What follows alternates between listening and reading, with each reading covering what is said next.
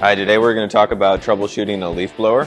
So on this one we tried a lot of things. We tried all the fuel, put in new fuel, cleaned the fuel lines, put on a new carburetor. Spark plug was actually the issue, and it wasn't the actual plug, it was the ignition system. So what happened was when we pulled this off, you could kind of see in here, and I'll take it out, this copper wire piece, which is the ignition system for the spark plug, it broke off. So we're going to have to change this whole ignition module, and it looks like this. And you know, whether you have an Echo or a Steel, or they're all going to be kind of the same system. So say your spark plug isn't working and it's just not sparking, and it's a brand new spark plug and you know it works, you're going to probably have to change the ignition system. Or if you see one of these like copper wires come out, this is like kind of what you'll do. So if it's not a fuel problem and it's a starting problem, this is troubleshooting for a leaf blower. So today we're going to change an ignition module, and we'll show you how it works. Okay, so the first thing we're going to do is, you know, you're going to pull off the spark plug ignition coil. And then depending on the model, you'll most likely have to remove the air filter. You might not have to do it on all models. This one we could kind of get around it, but for the sake of this video, you should take off the air filter. Usually it's like a couple screws and then maybe an Allen wrench. On this one it's like a twist to lock screw and then an Allen wrench. If you could just turn that, take the air filter out, and then we're gonna just loosen up.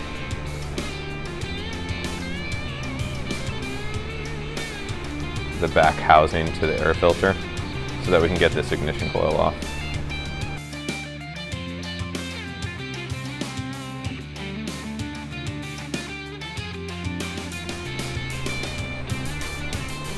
So now the whole piece came off. You got your carburetor, you got your air filter housing, backing, you have your gasket.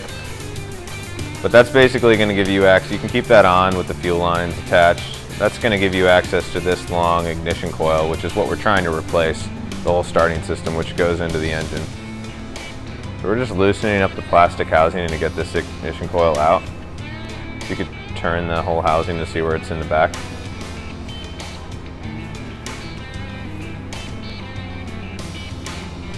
It's kind of stuck in here, but we're basically loosening plastic molding parts in order to get access to it. So you're just kind of following backwards and loosening up screws. On this one, it's on the bottom below the gas tank. Make sure to hold on to all your screws and fasteners. Don't want to lose those. Number them if you forgot what order they went in.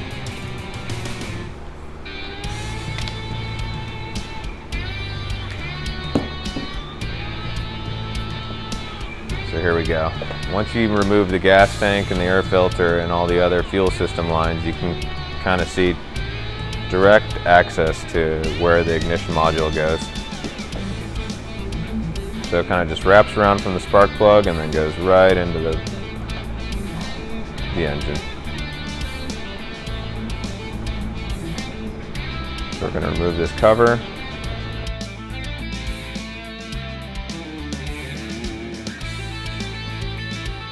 That's the ignition module, it's hiding. So you just have to get access to it, and we're gonna change that out now with a new one.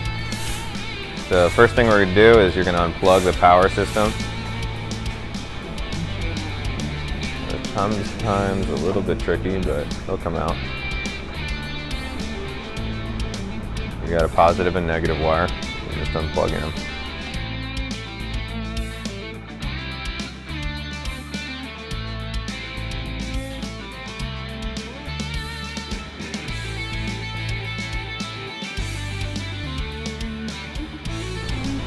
So now we got that out. There's a couple screws kind of locked in there. That's the tricky part.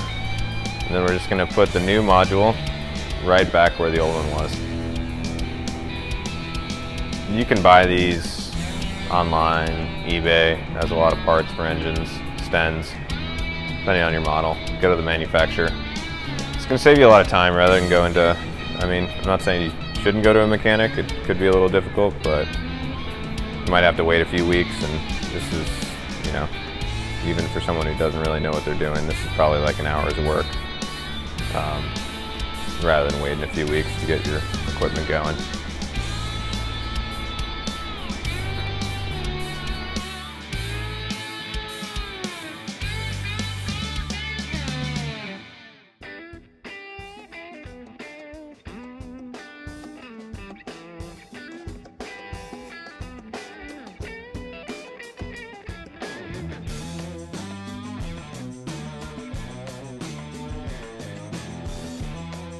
So you're reconnecting those wires again, positive and negative. And we're going to kind of wrap the ignition module around so it's not in the way, making sure it's fastened. And we'll reattach the gas tank and the fuel system.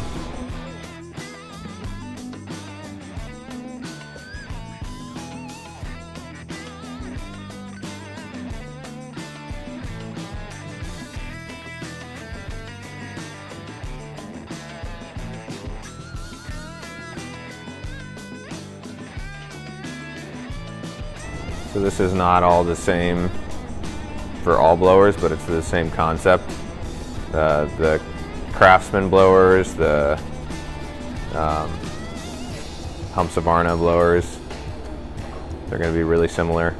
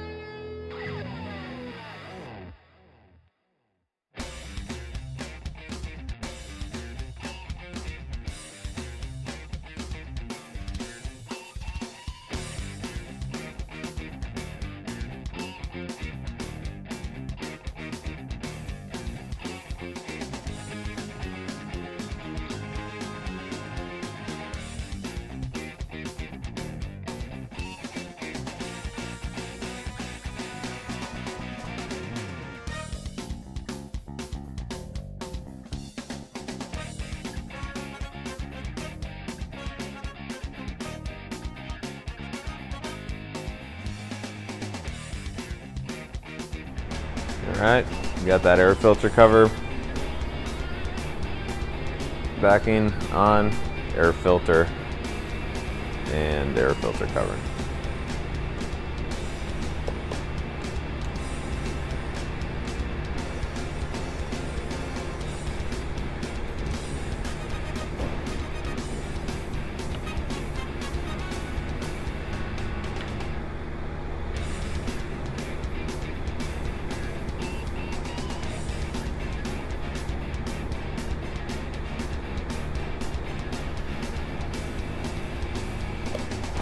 All right, so last thing we're gonna do is test to make sure that the spark plug actually sparks. Then we know, we can rule out that, okay, it's the ignition system. So let's see if we got this working again.